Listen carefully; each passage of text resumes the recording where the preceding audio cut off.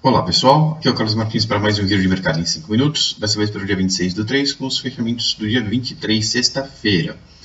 E o Bovespa segue resistindo, né, aos 85.500 pontos, está com uma projeção de baixa aqui com um triângulo, que projeção de baixa é difícil de dizer, né, porque a gente já estava dentro de uma área de indefinição dos 80 até os 86 mil pontos. Essa projeção que apareceu aponta para os 80, ou seja, ela só aponta que ele vai bater de novo na parte de baixo da área de definição ainda que a gente está lidando desde o começo do ano, né? Isso começou no final de janeiro, que foi a época que ele rompeu a casa dos 80 mil reais, quando a gente veio com esse papo que ele podia ficar entre 80 e 86 mil pontos durante um bom tempo, que é o que ele está fazendo desde então. A gente vai ver o Dow Jones agora no final do vídeo e a gente vai entender por que o Ibovespa está resistindo a subir. Tá, mas o que ele fez aqui na sexta-feira foi ficar no espaço em branco entre as linhas de tendências, suportes e resistências. O próximo suporte dele está nos 83.400 pontos, tá? Depois tem os 82 e finalmente tem lá 80.500 pontos, né? Que é o nosso piso aqui para essa formação. Vê aqui o Ibovespa Futuro, que também está embaixo dos 85.530 pontos. Coincidentemente, o Ibovespa Vista e o Ibovespa Futuro ficaram com o mesmo valor aqui de linha, 85.530. Uma coisa rara de acontecer, né? Que aqui os dois têm uns 500 pontos de diferença entre eles por causa da taxa de juros. Tá? Normalmente eles não pegam a mesma linha, não. Dessa vez aqui pegaram e os dois estão usando, né, a mesma linha. Além de ter pegado a mesma linha, eles estão usando. O Ibovespa Futuro também está abaixo dos 85.500. Ele não tem um triângulo de autoanálise desenhado. Eu desenhei um na mão aqui. E por esse triângulo manual que eu desenhei, a gente tem 7.300 pontos para baixo a partir aqui do meio. Dá lá na casa dos 79 mil pontos, né? Mais ou menos no mesmo lugar que ele fez o último suporte aqui, tá? O último fundo forte. Então é a mesma leitura do Ibovespa à vista.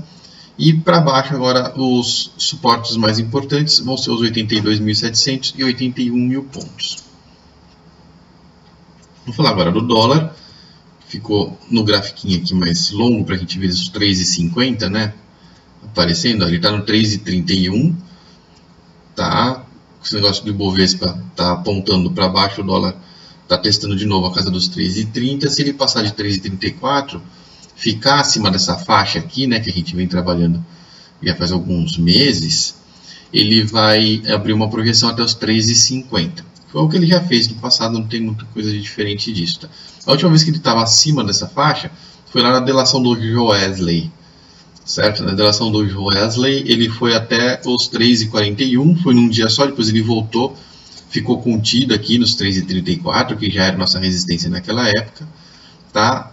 Desde então ele fez mais dois testes aí nessa mesma faixa. E agora ele está chegando perto, não testou ainda, está chegando perto. Mas se ele vier e passar e ficar, tendo em vista que nem no Joesley ele conseguiu ficar acima do 3,34, se dessa vez ele for para cima do 3,34, ele vai apontar aí para os 3,50. Vou falar agora dos papéis. A Petrobras continua aqui nessa região dos R$21, ela continua apontada para os 22,76. Tá? O Fibonacci dela não mudou. Ela está andando dentro dessa mini projeção. A gente tem um mini triângulo aqui que está bem fraquinho, por isso que não está nem desenhado pela autoanálise.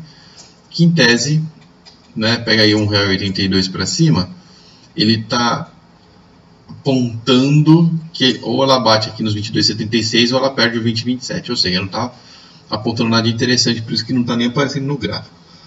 Tá? Ela continua apontada porque a projeção foi aqui que começou, que é de bater no 22,76, o 20,27 vai ser suporte. Se romper para baixo aqui, acaba a projeção.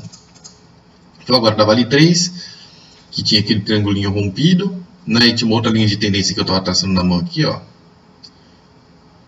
Certo? O triangulinho já criou mais dois triângulos em cima da mesma lógica, né? Que está ignorando esse topo aqui, ó. É uma lógica que está machucada, já que não é tão forte. A outra linha de tendência, que obviamente é mais fraca, por isso que a autoanálise não traçou sozinha, ela está vindo por baixo das barrinhas atuais, ó, então ela não foi perdida ainda. Tá? Isso quer dizer que a Vale 3 ainda tem um último suspiro de esperança de passar para cima do 42 e 44. Mas é o último mesmo, tá? Se ela continuar nessa toada aqui dos 41,60, assim que ela perder essa base dos R$40,80, R$40,70, ela perde a projeção que está montada aqui.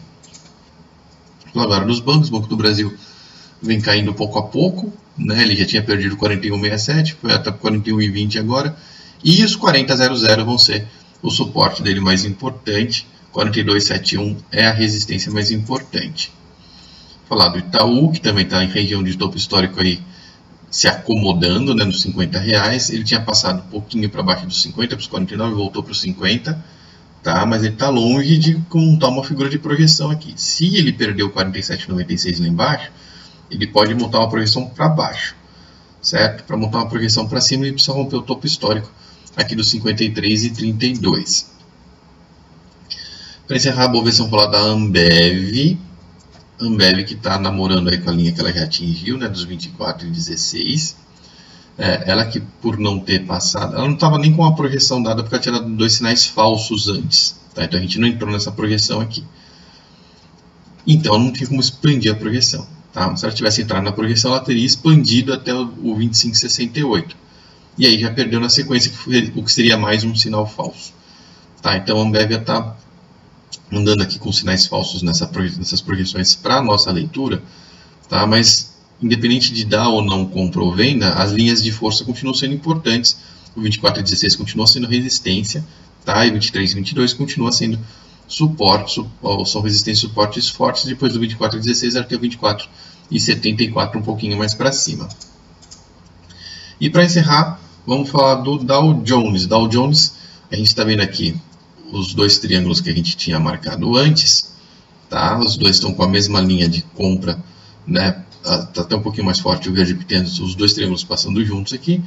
Ele estava ameaçando romper para voltar para o topo histórico, não foi isso que ele fez.